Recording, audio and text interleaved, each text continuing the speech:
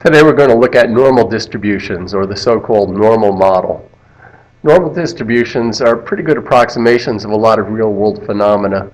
For instance, the heights of people, or the lengths of their feet, or SAT scores, IQ test scores, etc. So they show up a lot in real-world situations. They also show up a lot in probability. There are a lot of random phenomena that approximate a normal distribution if you continue them long enough. And normal distributions are also very important for studying statistical inference. A lot of the inference procedures we're going to look at in this course are based on the normal distributions. Now, normal distributions all have density curves that look like this. They're symmetric, single-peaked, and bell-shaped. Because they're symmetric, their mean and their median are both right here in the middle underneath the peak. We indicate the mean of a normal distribution, or any idealized distribution, with this Greek letter mu instead of x bar, which applies to real-world data. And then the standard deviation is this Greek letter sigma instead of the s that we used when we were talking about real-world data. Now, all normal distributions can be completely specified if you know the mean and the standard deviation. And they're all alike except for those two particular parameters. Now, the mean is right here under the center of the peak. The standard deviation is also in this picture, but it's kind of hidden.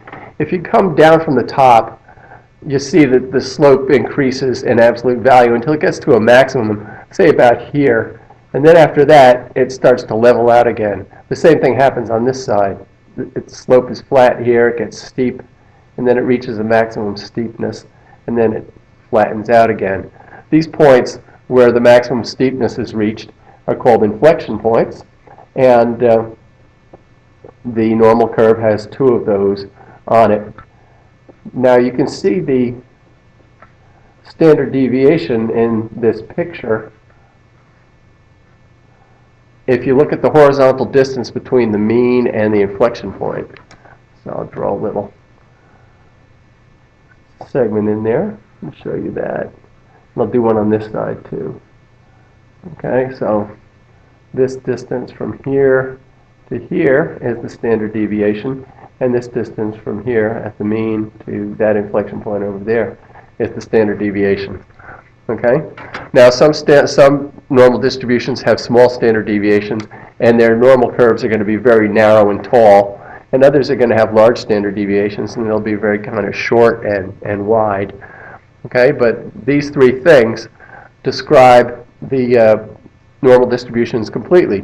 The mean indicates the center, the standard deviation indicates the spread, and then this shape is the shape that all normal distributions have. So if you want to characterize a normal distribution, this is basically all you need.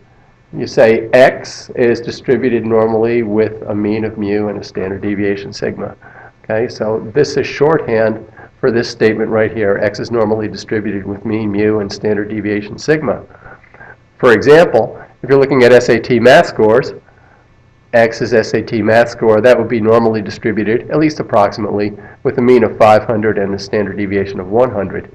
If you're looking at IQ test scores, if X is the IQ test score, then that would be approximately normally distributed with a mean of 100 and a standard deviation of 15. If you're looking at women's heights, say the heights of women in the United States between the ages of 18 and 24, you define X as that variable, and those would be normally distributed with a mean of 64.5 inches and a standard deviation of 2.5 inches. So we're going to use this notation a lot. It shows up a lot when you're talking about normal distributions. Okay? Now, because these normal distributions all have this kind of shape, they can all be studied as a group, as a family, and there are certain common characteristics that apply to this shape that we're going to study in later videos, and they give the normal distribution a lot of power, make it very, very useful when we do statistics. So we'll look at that in a little bit.